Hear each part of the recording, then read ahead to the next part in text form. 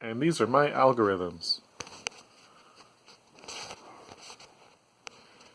The first one for assignment 1 is to find the element that appears once in a sorted array where all other elements appear twice, one after another. Find that element in log n complexity. So, I have it over here.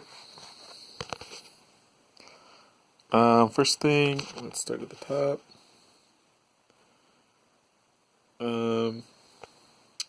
Yeah, so we need to keep track of the start, the end, and the middle, which I call mid.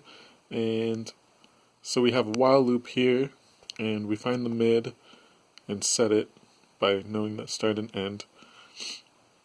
And then I have this if statement that checks if the array of mid plus 1 does not equal the array of mid, and the array of mid minus 1 does not equal the array of mid. Then we know that mid, array of mid, is the one single out of the doubles array. So we can just return that. If not, then I check if mid is even. So if it's even, then I do another if check where the array of mid equals the array of mid plus 1. So basically I'm checking if the double, I'm assuming it's a double because it passed the first if statement here. If it's a double, I want to know what side that double is on, basically. So if the double is on the right side, then this is for if mid is even. If mid is even and the double's on the right side, then I start I start at mid plus 2. That's the start to, so I basically cut half of the array already by setting that start point, and the end stays the same at the very end of the array. Else, the end is mid minus 2. So basically, I'm trying to figure out if I want to look at the first half of the array or the second half. And then this other else statement is when mid is odd. So this while loop will keep running until start equals end. And if it ever runs into the situation where the midpoint is the only single, then it'll return that. Okay, number 2. The magic index. So I have that on the next page. So basically, magic index is an array, blah blah blah.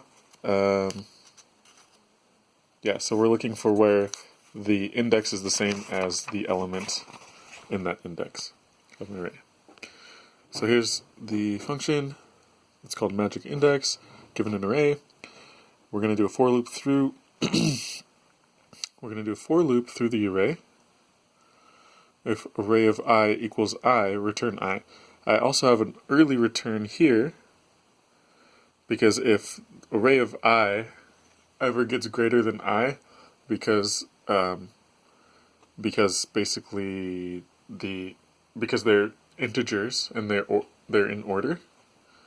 If array of I ever exceeds I, the rest of that array has to be greater than the index of those respective elements. So with the bonus, what I would do is I would just get rid of that last if statement, and then you'd have to basically search through the whole array. Number 3. So this is finding an element in a rotated array where the array was already sorted by ascending. Let's see. So we're finding a midpoint in the array. We want a floor to basically find an even number in case it's an odd array. We also have start and end as variables over here set. And then the first thing is to check if mid is that element that we're looking for. And if it is, we just return it. And then these other if statements here. So this first if statement is if the array of mid is greater than array of 0, then we know that from array of 0 to array of mid is, basically we know that on the second half of the array is where the end is. Basically the highest number is on the right side of the array. So we go into this if statement knowing that the left half of the array is going to be completely sorted with the array of 0 being the lowest value. So the second if statement checks is the element less than array of mid? Because if it's less than array of mid, then we should check if it's less than array of mid and more than array of 0. Because if it is, then we know it's in the first half of the array. Else, it's going to be in the second half. So start equals mid and end equals array dot length minus 1. And then eventually we'll do a for loop. But we're just starting the start and end, setting the start and end first. And then this else statement here,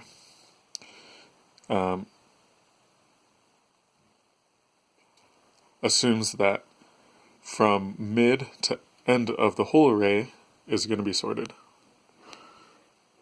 So if the element is greater than array of mid, then we set the start at the midpoint and the end at the array of length minus 1. And then we do the for loop using the start and end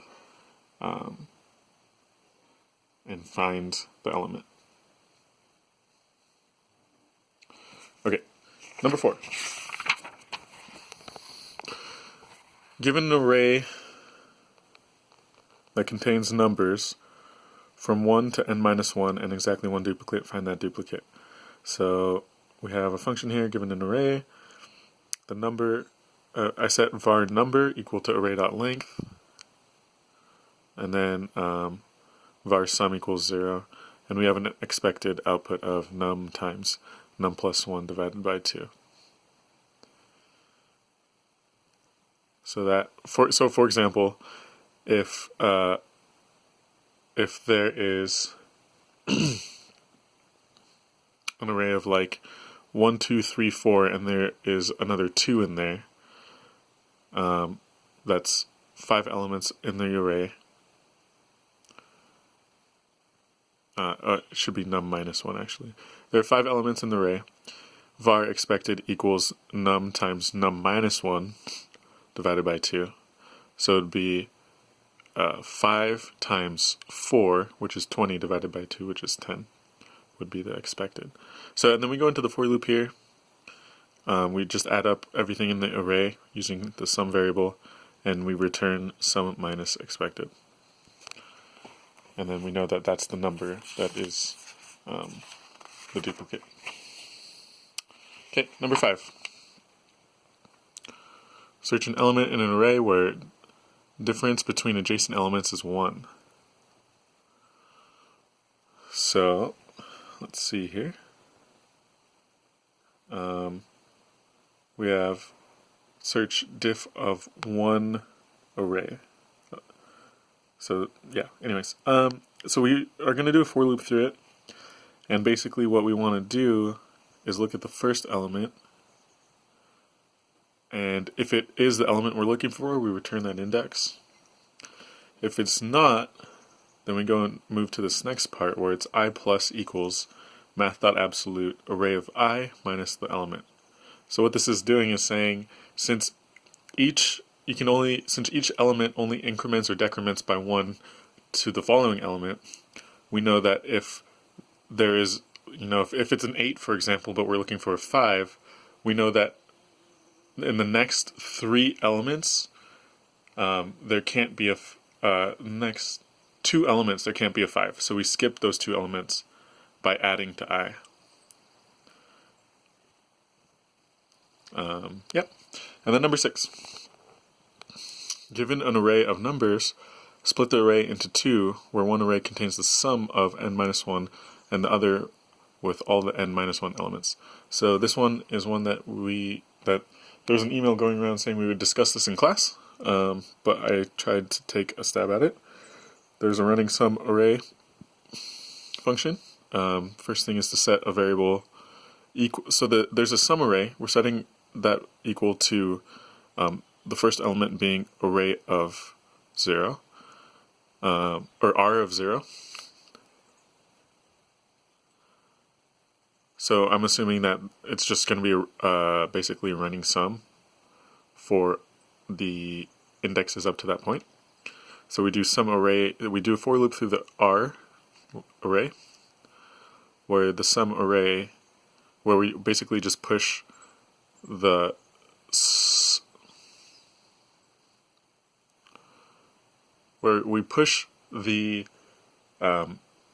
array of I plus the sum array of I minus 1 is what it should be, not 0.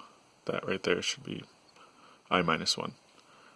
So basically it's looking at the last element in the sum array and adding the current element of R of I, array of I. And that will give you a running sum that matches the indexes of R, the R array, if that's what the question was asking for. Yep, so that's all.